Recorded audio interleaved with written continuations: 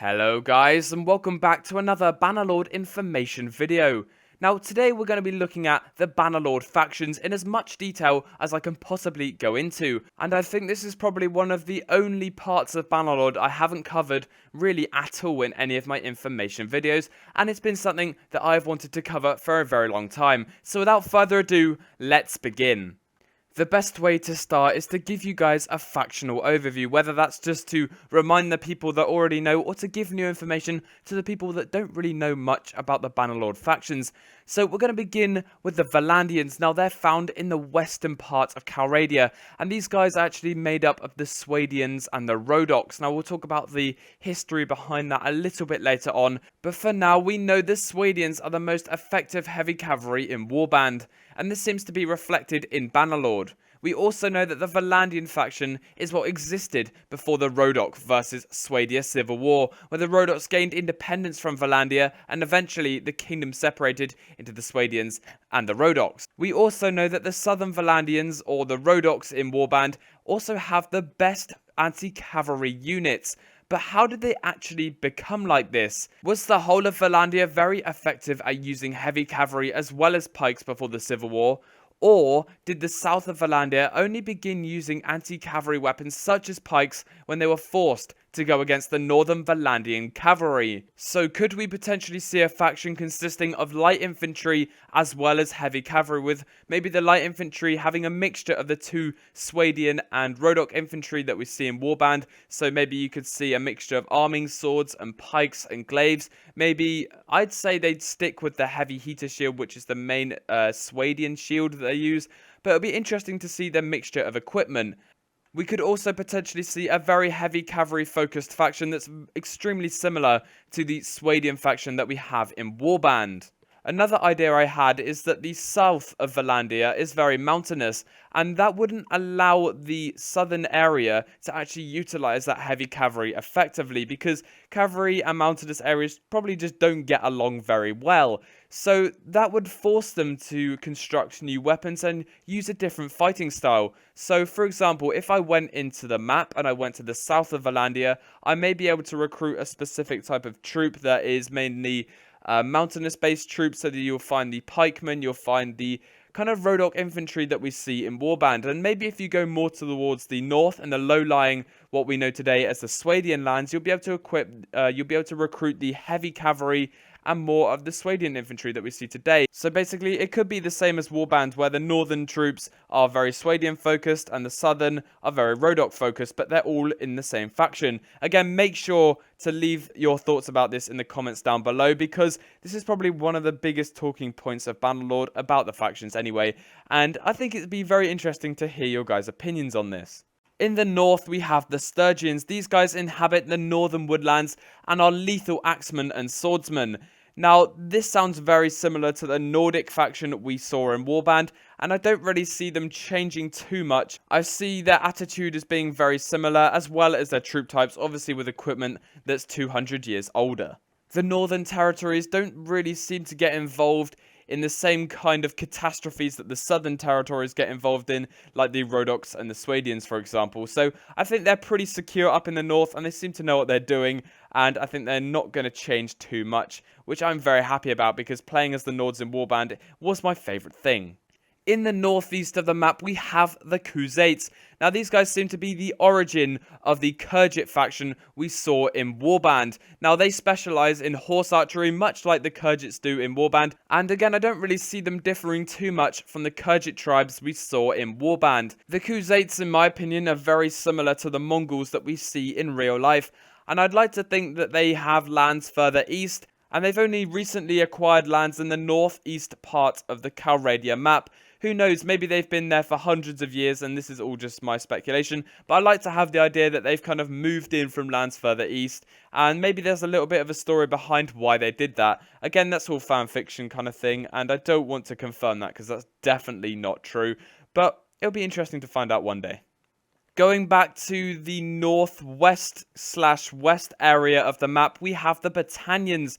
Now, the Battalions are the faction that we've seen probably the most about. We've been inside one of their castles. We also saw a siege of one of their castles. Now, these guys are famed for their marksmanship as archers throughout Calradia, and I've read that they're based off the Celtic or the Pict tribes in Britain around the Roman era. This faction seems to have the most proficient archers, and these are the guys that you're going to be accusing in multiplayer of archer spamming. Now, this faction is very new to us because they're simply not in Warband. Now, whether they kind of get destroyed over the time of Bannerlord's single-player map, maybe there's a little bit of a story behind where they go. I'd be very, very excited to actually see what happens there. Maybe we won't see what happens to them, maybe we will. Maybe they kind of merge into another faction, or they collapse when the Calradia Empire also collapses. Who knows? To the south, we have the Asura. Now, these seem to be the descendants of the Saronids that we saw in Warband, and I think they're going to have, again, very similar equipment to the Saronids. And they basically inhabit the more desert areas of Calradia, and they combine footmen and horsemen in battle, kind of maintaining a balance between the two. In all honesty, I really haven't seen a lot on this faction, and it's very hard to comment on something that I know hardly anything about. Finally, we have the Calradic Empire. Now, in Bannerlord, this is split into 3 different factions. You have the South, and the West, and the Northern Calradic Empires. Now, it's going to be interesting to see how these 3 interact with each other, whether they're going to be very good in terms of diplomacy, whether they're going to agree with each other on a lot of things, or they're going to be at each other's throats, which seems to be the most likely of the 2, just because an empire doesn't usually split into 3 unless there's been huge problems at the center of it. I would expect these factions to be very hostile to each other, and the diplomacy is going to be even more interesting.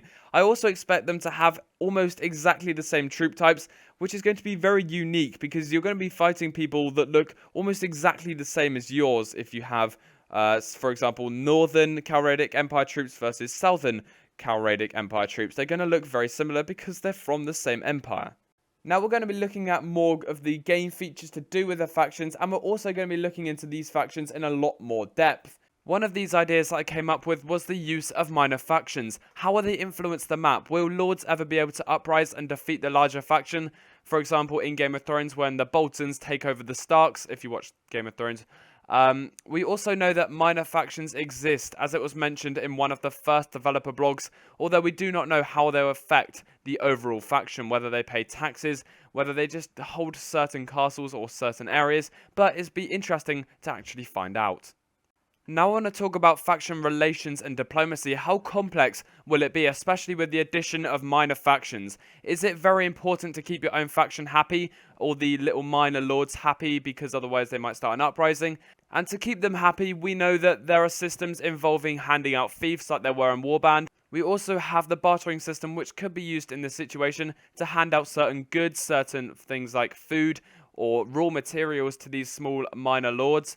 The factor of the overall commanding faction having a very large army could influence these small lords to actually be fearful of the larger faction, and basically they'll be afraid of being overrun by their armies if they step out of line.